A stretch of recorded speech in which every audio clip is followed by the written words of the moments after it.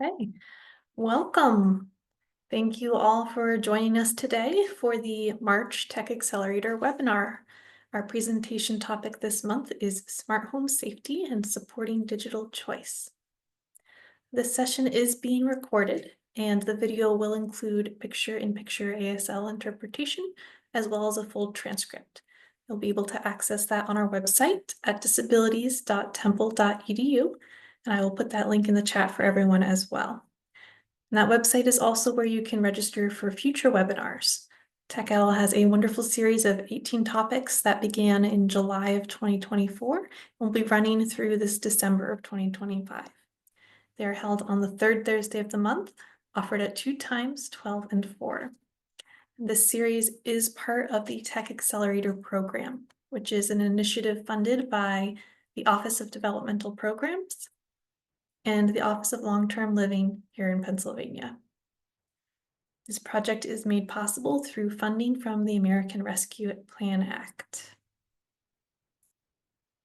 The Pennsylvania Tech Accelerator project includes 5 major focus areas: training and resources to build capacity for stakeholders, readiness evaluation to develop tools for successful adoption of remote supports and assistive tech, statewide assessment to plan and benchmark a technology-first systems change, a provider survey to assess technology and awareness among providers, and then 2 technology summits, which we just held as live events in Philadelphia and Pittsburgh within the past 2 weeks.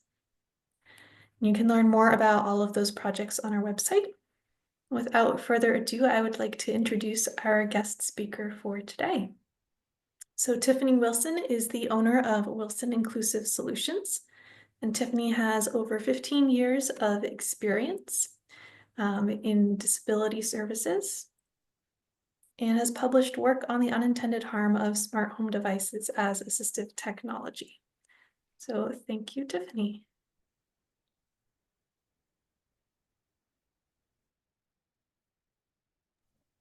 Thank you. I just realized I left my slides from this morning or this afternoon's presentation if you're in Pennsylvania. So now I have the slides up and ready to go. And I want to thank Caitlin.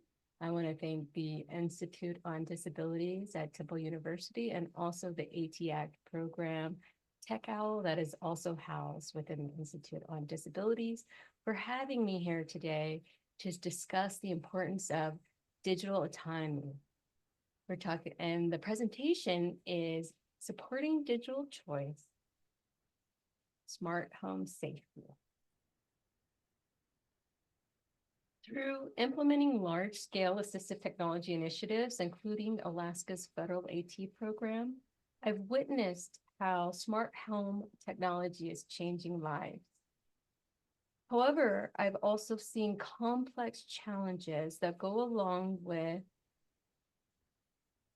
internet-based and off-the-shelf technology used as assistive technology.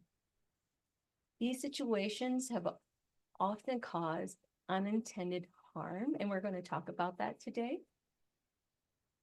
These experiences and observations are outlined in various scenarios, and if we don't cover a specific scenario that you're concerned about, please wait for the question and answer session, and hopefully we can get your questions answered. I believe that the successful implementation of smart home and internet-based assistive technology requires clear professional boundaries. Ones that protect boundaries and privacy while empowering genuine independence. Today, we will explore how to apply person-centered principles to digital environments, establish professional boundaries in digital environments, and connect end users with resources and supports for their digital independence. Throughout this presentation, I will refer to people receiving your support as end users. This is to emphasize their role as active technology users with agency and choice. I'll also be using the term direct service provider or direct service support professional in a general manner. And it just means any provider who provides disability support services, who is maybe not an assistive technology assessor or not within the assistive technology equipment distribution programs. So this is for more our general audience to talk about smart home safety for your participants, your clients, whatever term that you use in your program. You can access the slides by going to changeaccess.com/slides or use the QR code. Let's get into considerations in our communication framework. I gotta say the disclaimer. If I mention the name of a product or company, all of their trademarks, names, everything is property of the owners. And mentioning it is not a specific product endorsement. Attendees implement any strategies at your own risk and discretion, and also be aware that privacy regulations and policies vary by state, agency, and setting. Today, our communication access framework is that all communication styles are important and welcome. We respect diverse perspectives and contributions. What may work in one environment may not work in another environment. Questions will be answered at the end of the presentation. Please direct all your questions to the Q&A section in Zoom. We'll try to grab questions from chat, but no promises as things move quickly. We will also have alternative ways for asking questions if text-based communication is not accessible to you, or if you prefer to use American Sign Language. So let's talk about person-centered digital autonomy. Person-centered digital autonomy is a person-centered approach to digital choice. Just like we apply these principles in physical environments, care planning, and promote personal choice in person, we should also extend these same principles into the digital environment as we modernize with new technology and provide access with digital technologies. To create this extension into the digital space, we first need to understand what self-determination means in the digital world. Simply put, digital self-determination means people should be able to use and control their own technology according to their own choices. This concept of digital self-determination was first coined by Dr. Jorn Lingsfeld. It's about ensuring individuals have the power to make informed decisions about the technology in their lives rather than have others control it for them. For this reason, I created the digital choice framework. I built it on established and research person-centered principles, and it focuses on one fundamental principle. End users must drive their own technology decisions. True digital support means respecting end users as technology decision makers and never using technology for control or personal convenience at the expense of autonomy. This is important as we move into talking about boundaries and implementing smart home tools safely. First, let's just talk about digital spaces and the types of boundaries we should have. They can be less visible than physical ones. They're equally important. Just as there are clear lines we don't cross in someone's home, we need similar frameworks for digital environments. Professional boundaries in digital spaces protect both end users and service providers.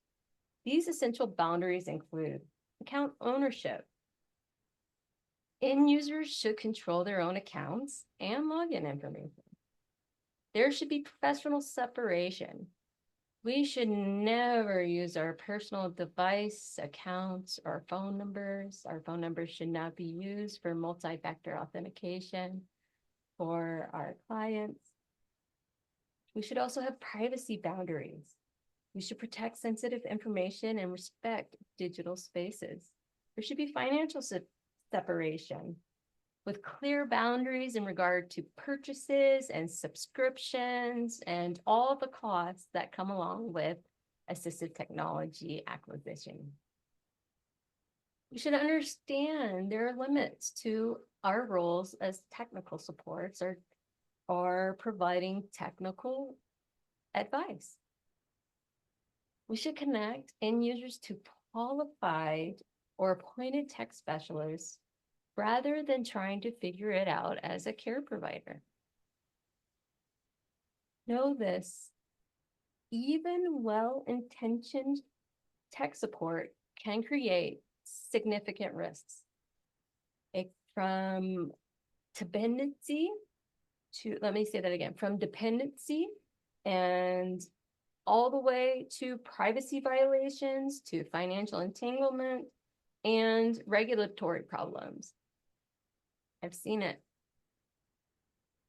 This is far from limiting support from end users. Clear professional boundaries actually enhance support by preserving genuine autonomy and protecting everyone involved. When we talk about privacy, we should also talk about HIPAA, the U.S. healthcare law, the Health Insurance Portability and Accountability Act. And a lot of us are bound by HIPAA, not all of us, but we should really understand and think about privacy boundaries when we're implementing smart home technology or assisting others with theirs. And it becomes very critical when we cause unintended harm with end users' private information. This technology often captures, stores, and transmits information that could contain protected health information. It creates challenges and considerations that we should make now that we weren't having to make in the past. Now the technology is modernizing, and we should consider how these devices send and receive data. Did you know that HIPAA identifies 18 data elements as protected health information, or PHI? This includes data like a data point is a name, a location, etc. It covers more than just the diagnosis. Just because you don't mention a diagnosis doesn't mean you may inadvertently cross a privacy or HIPAA violation. For privacy boundaries in a digital setting, I believe that PHI belongs to the end user, and they decide how it is used and transmitted in their smart home devices. Support staff should not have independent access to digital accounts for end users. And end users or their legal guardians, not support staff, should control account setup and management. One example was a well-meaning direct service provider who bought iPads for the participants in their program. They thought they were being helpful, setting up all of the Apple ID accounts for the iPads on the behalf of their participants. And what they did to set it up without consent and without talking to their participants or about account management or anything like that, they took the protected health information from their agency intake form and created the Apple ID account without consent. So they took private information from a disability service intake registration form protected by HIPAA and created Apple ID accounts on their behalf. For them, it was a HIPAA violation and not good practice. As support environments become increasingly digital, we must think differently about privacy protection. Maintaining proper boundaries respects and protects everyone involved. When in doubt, we should always err on the side of protecting end user privacy and refer to our agency policies. It's better to be cautious than cause unintended harm. Now that we've examined some specific boundaries and privacy considerations, let's summarize your role supporting digital choice. Our role as direct service providers is to champion digital autonomy, not control technology decisions, and empower others to learn to control their own technology or have self-determination. You are, or hopefully by the end of this course, digital choice advocates. And what that means is that you promote technological self-determination and privacy practices in assistive technology implementation. Remember, our goal is not to prevent or limit technology access or adoption. It is to support it while maintaining appropriate professional boundaries. Let's talk about specific scenarios to illustrate these principles in action and give you more specific ideas. In the handouts, you'll find a tool called the Digital Choice Decision Pathway. For the sake of time, I'll summarize it for you. The framework assists you in evaluating if technology support requests from end users potentially cross professional boundaries. It guides you through steps with considerations about account creation, device sharing, financial handling, and information access. It's not comprehensive. It's a simple tool to help you find the right way to say yes while respecting boundaries and supporting digital autonomy.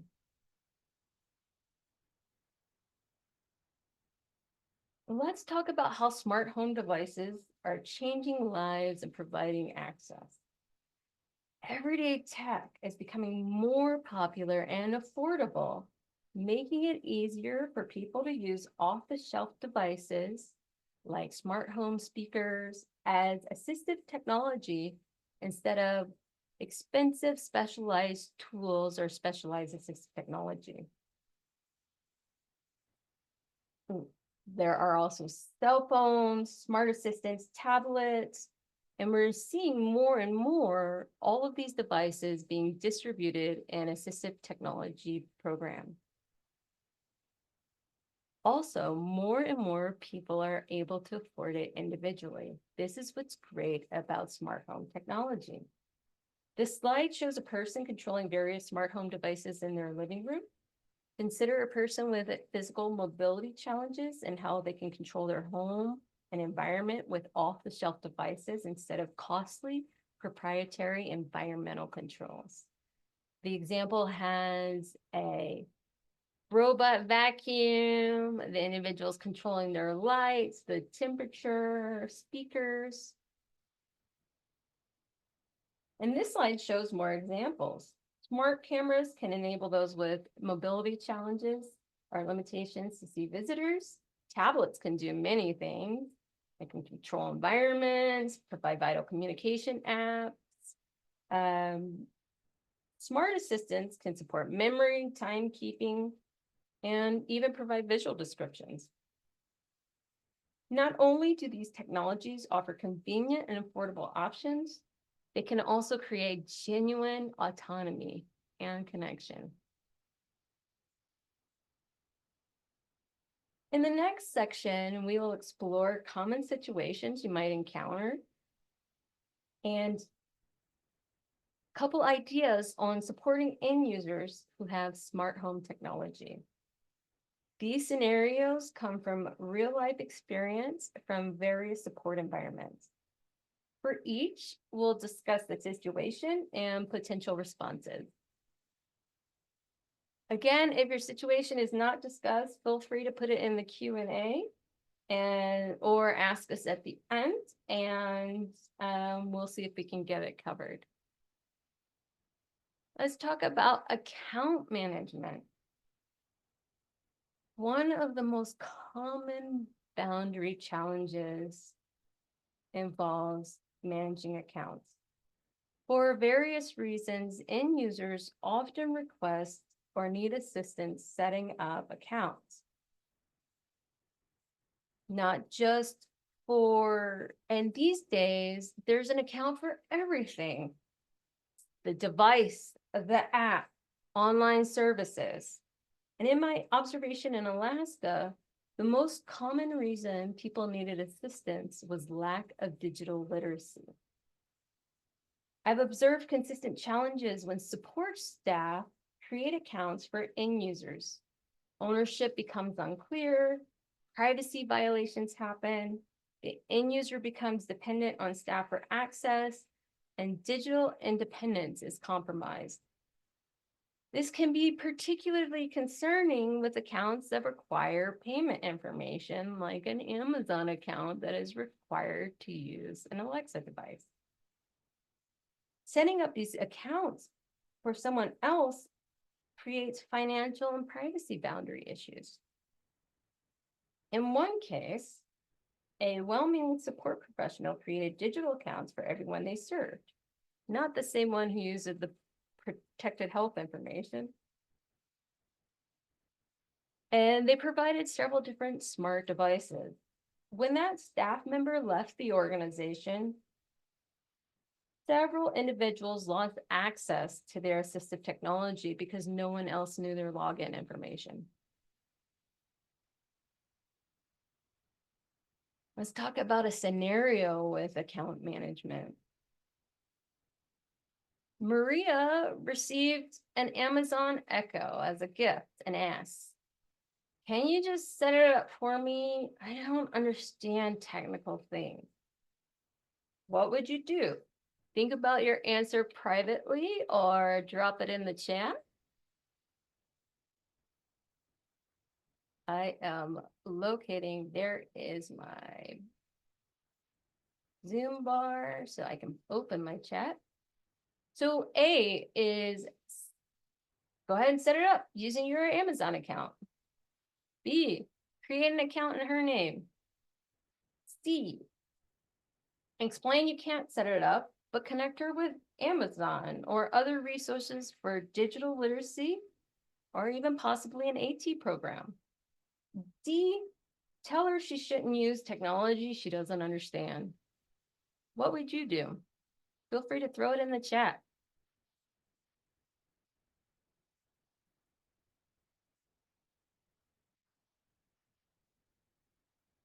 So I feel the best answer is C, to connect Maria. And I'm seeing some C's coming in. Thank you for your responses in the chat.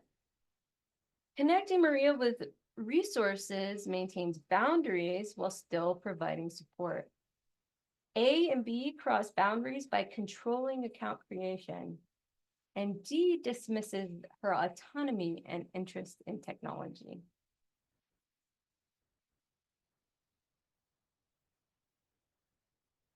Now, let's talk about privacy boundaries. Smart home technologies, especially cameras and monitoring devices, they capture, store, and potentially share deeply personal information out to that device company's server outside the home. Most smart devices store data in cloud services that are not HIPAA compliant. End users can use these devices, of course, however they want. But as direct service providers, we need to be careful about using these smart home devices, encouraging their use, or setting up accounts, because we may potentially violate HIPAA.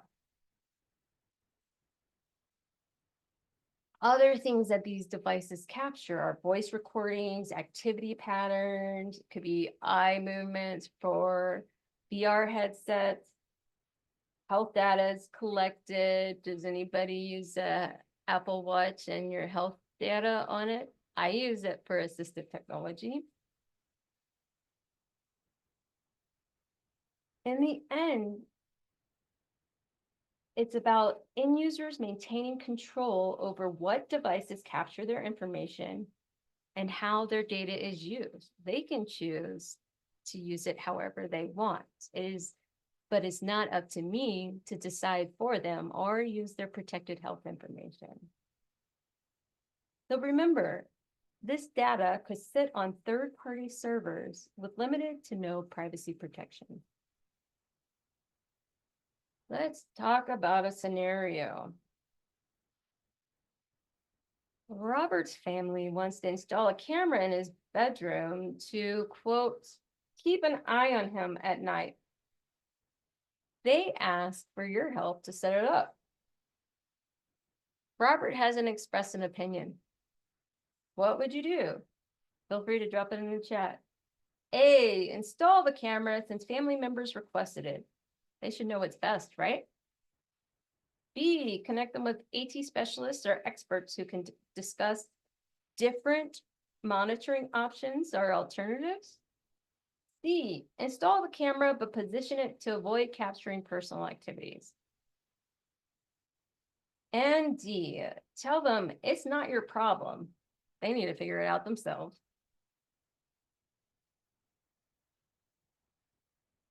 What would you do? We've got, yes, we've got some B's, and yes, that is right, in my opinion.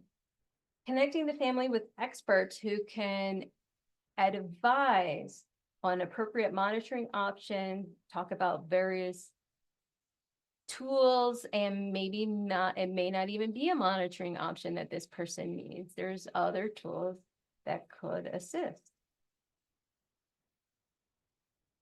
This connects them with the experts and respects privacy while fulfilling your role as a resource connector.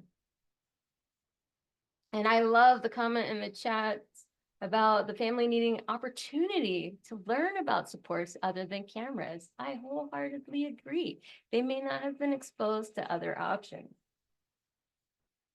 A and C violate privacy boundaries by implementing surveillance without consent. And option D is dismissive. And yes, this has happened. And even to the point of where an assisted living home considered using smart cameras to monitor their residents.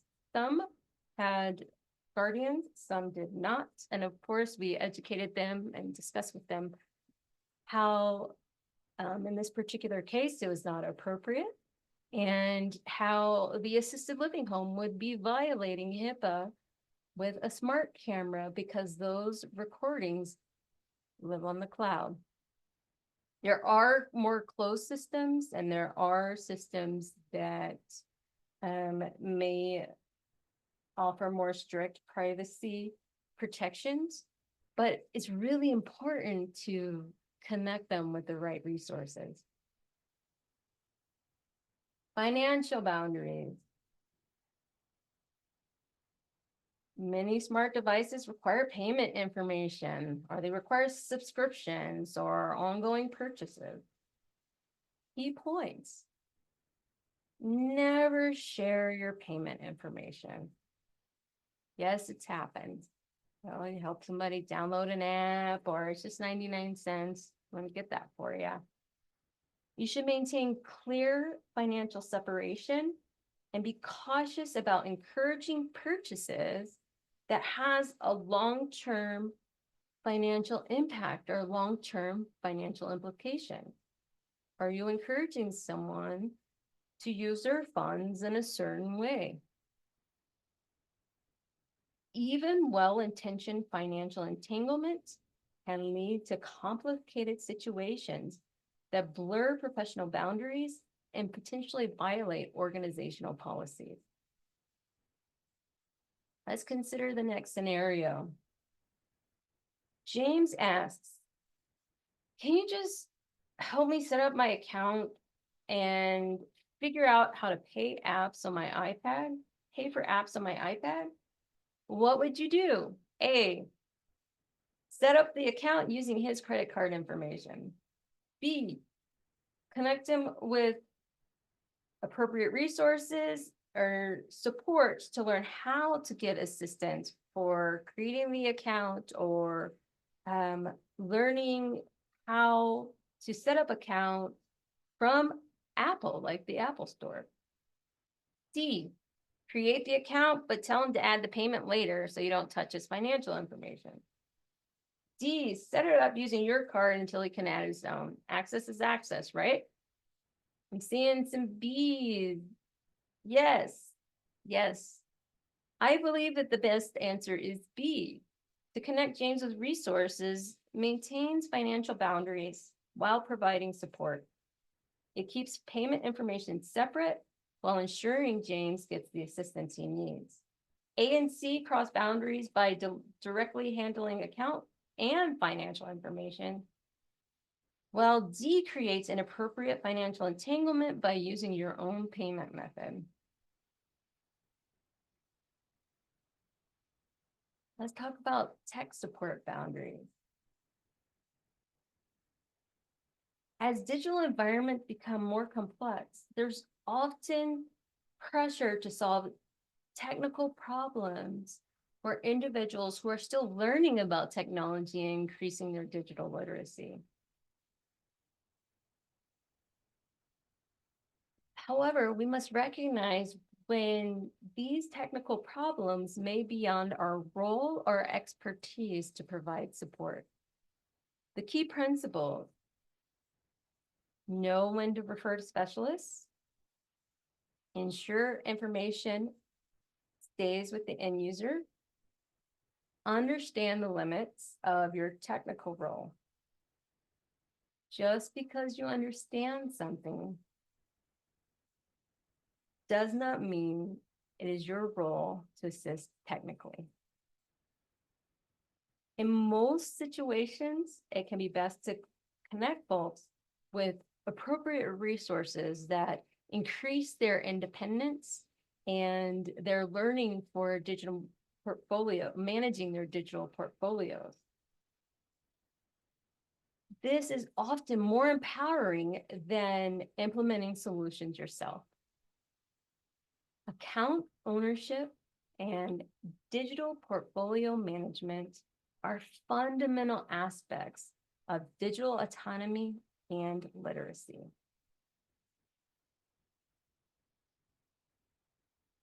Let's consider this scenario. Susan has forgotten her email password again. She asked, can you just create a new account for me and just keep the password? It'll help me out in case I forget it again. What would you do? A, create the account and store the password securely somewhere. B, create the account, but have her store the password securely.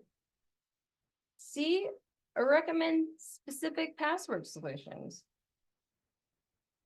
D, connect her to her natural supports in her life or other resources.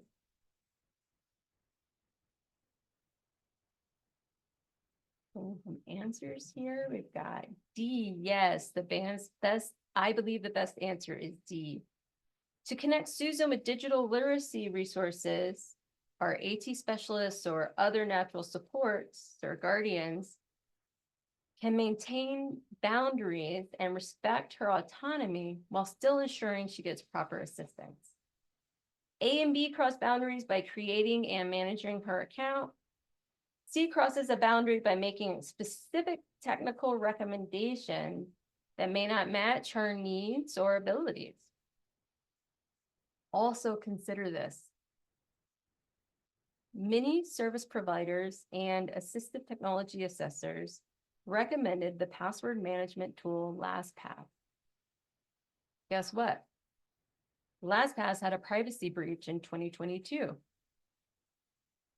Could we potentially be held liable or accountable for recommending a tool that became insecure and experienced a privacy breach?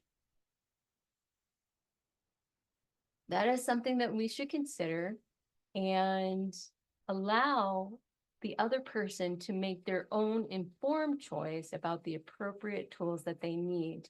And AT centers and other supports trained in that will be able to help the individual make that determination.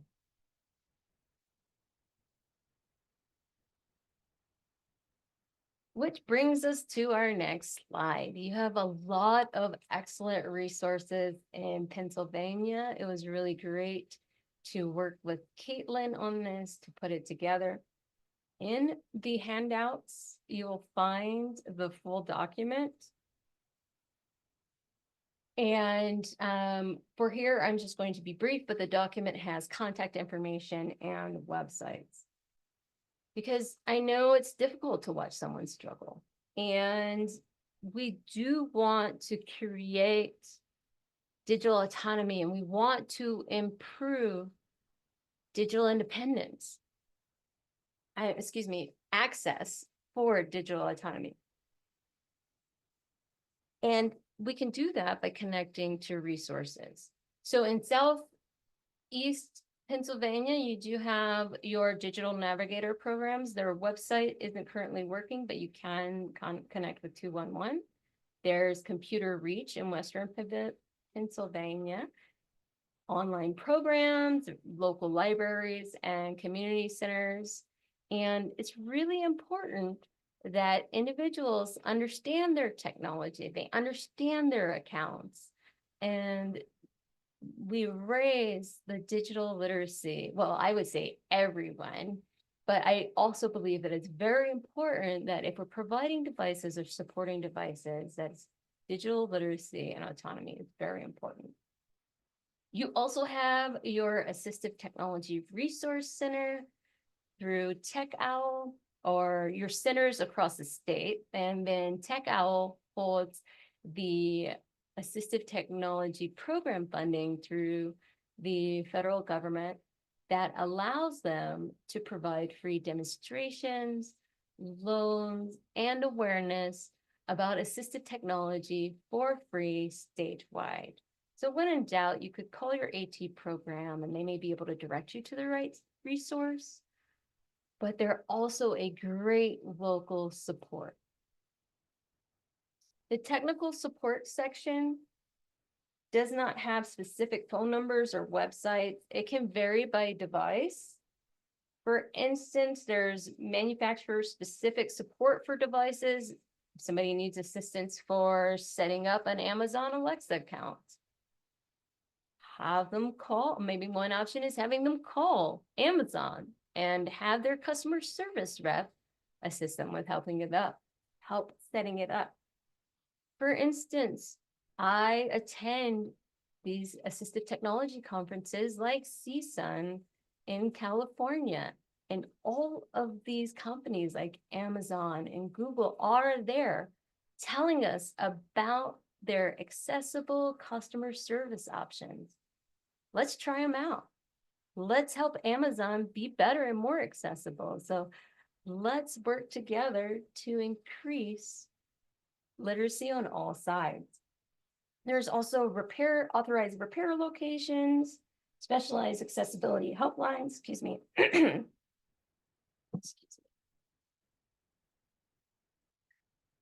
Companies like Apple, Microsoft, Google, they have accessibility helplines. Some of them even have partnered with apps like Be My Eyes to also provide visual access or direct calling through Be My Eyes for support. The power of these resources isn't in handling technical issues yourself, but in connecting end users with the right expertise to maintain their digital autonomy. This approach empowers independence while respecting professional boundaries. In closing, please remember, the goal isn't to avoid technology or not promote smart home technology or say that it's bad. The goal is to empower digital autonomy. By understanding these digital boundaries and having resources ready for referral, you become true digital choice advocates. And you champion digital autonomy. Remember, unintended harm is still harm. Let's work together to promote and empower digital autonomy while reducing the potential harm to those we support.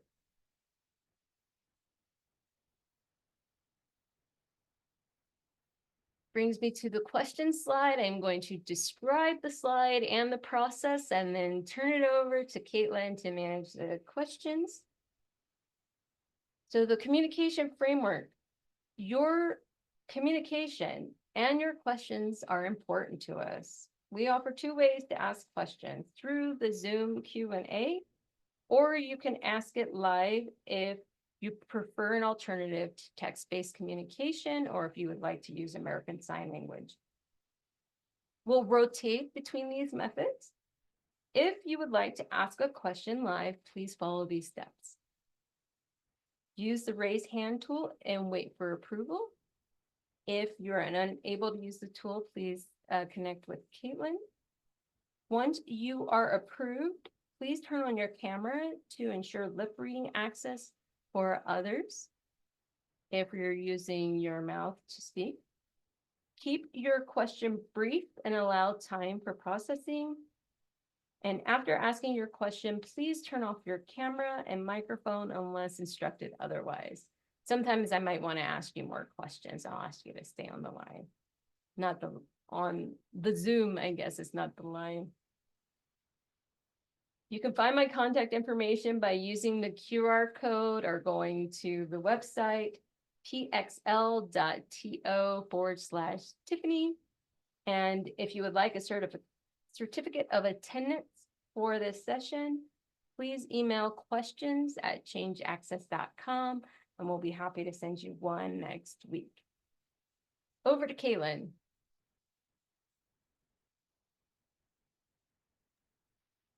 Wonderful. Thank you, Tiffany. So I don't see any text-based questions coming in through the Q&A or the chat yet. Let's see, does anyone have a question that they would like to raise their hand to ask in person? And we have a little bit of time here. So if y'all want to chat, I'm here.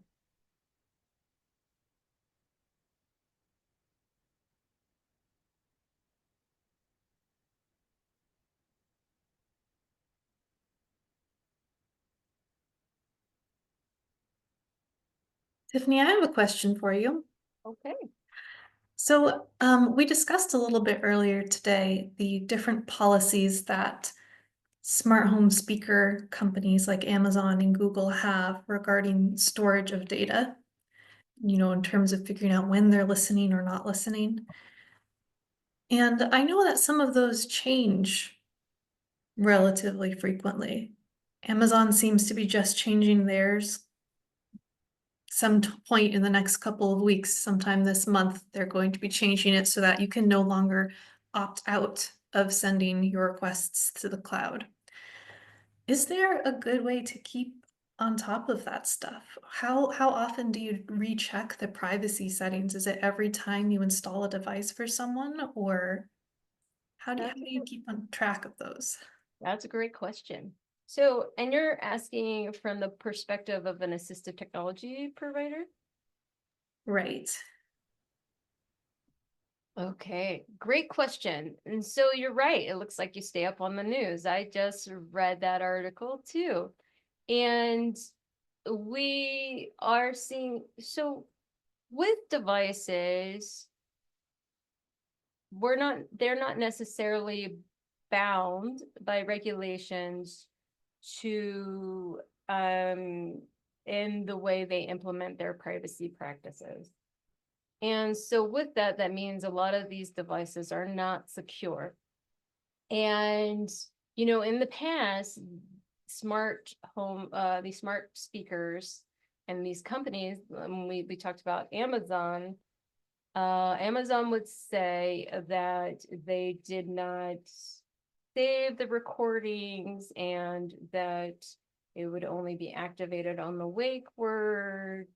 And we're learning in the news recently that these companies are changing their policies. And because they're private companies that are selling us a product, they can decide their own privacy practices. And they are not medical devices.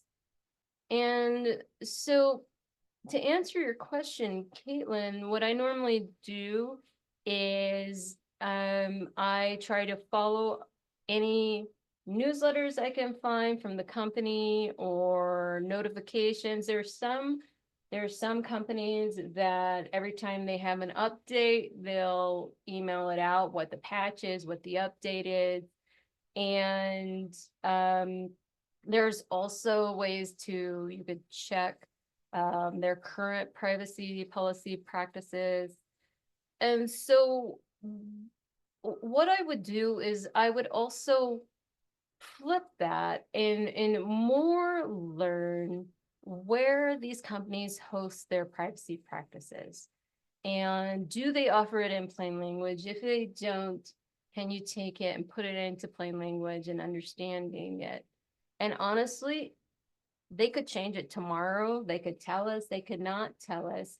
And so instead of getting into the details of what parts are protected and what's not, it's best to just say that smart home devices are not secure and they don't have robust privacy practices, and that we encourage individuals to learn what that means. And if we're able, as an assistive technology provider, I have used more plain language tools to explain privacy practices, but you also have to be careful interpreting these practices because then you might be interpreting wrong. So I know that there's not a black and white answer, but I think it's more looking at smart home technology is not secure. Cybersecurity professionals will tell you that. And I think it's just a good rule of thumb that people know that. And then you just explain that not secure means that their information is not in a contained environment in their home, and that it goes out to the company and may live there. We don't know how long. And that is a risk that they take. That's a fantastic answer. Thank you, Tiffany. I think seeing all of these different updates kind of tempts me to get into the weeds with making sure that I know all the nitty-gritty about it. And it's really much simpler to just make sure we all know that it's not perfect. Yes, and I did try to get in the weeds, and with each company changing and it varies why.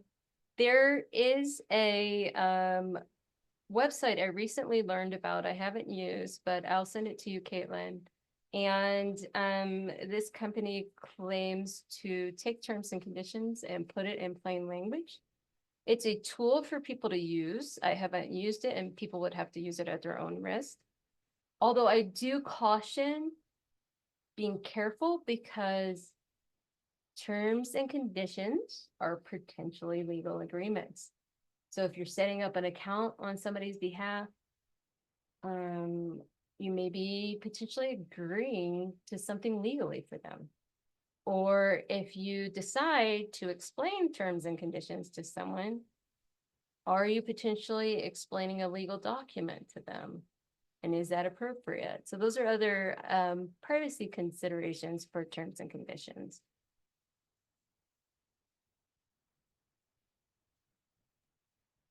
Does anyone else have a question or a scenario they wanted to share and get an opinion on?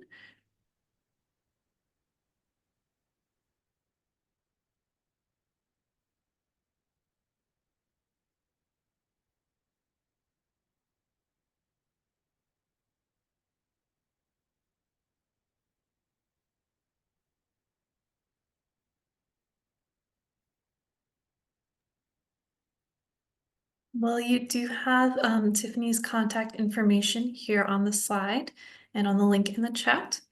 You'll all have my contact information as well from the Zoom registration, and you're more than welcome to reach out to Tech Owl if you're in Pennsylvania or to your local Assistive Technology Act program if any questions arise for you later and you're looking to continue this conversation. Thank you all so much for joining us today. And Tiffany, I really appreciate your time here. Thank you so much for having this conversation with us and providing these resources. Thank you, and thank you, Temple University, and everyone for attending. All right, have a good evening.